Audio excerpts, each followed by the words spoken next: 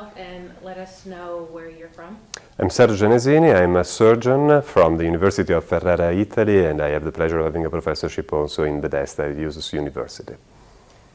At this year's conference, what lectures and workshops did you present? I had the pleasure of presenting our new project called Science per Aquam. You might know that the word spa comes from ancient Latin, that is a salus per aquam, while in reality we tried to move from empiricism to evidence-based science, indeed, with a project called Science per Aquam that is investigating the use of the graduated pressure that we have inside the aquatic environment for edema management in the lower limbs.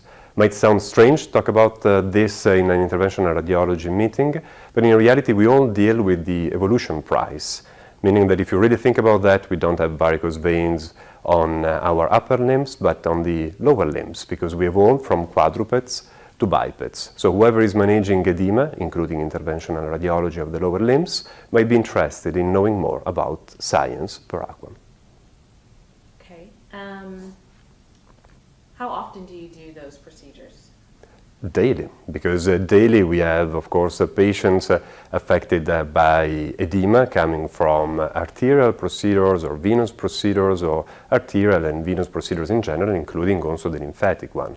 So it is a practice that is really run daily, I would say, all around the world now that we have also colleagues involved in all continents. How long have you been participating in the PAIRS conference?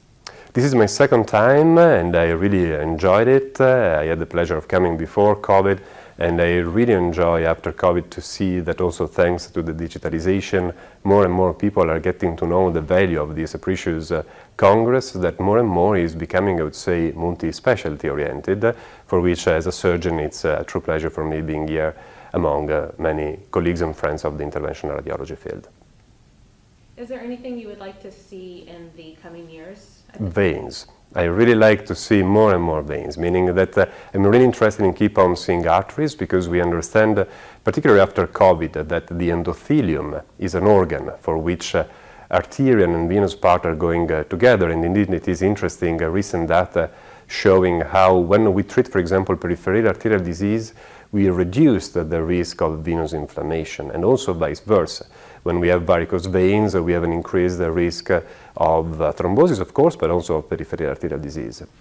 So I hope there will be more and more communication in the vascular field in general, bringing together arterial and vein experts and lymphatic experts, not to forget the lymphatic system, of course.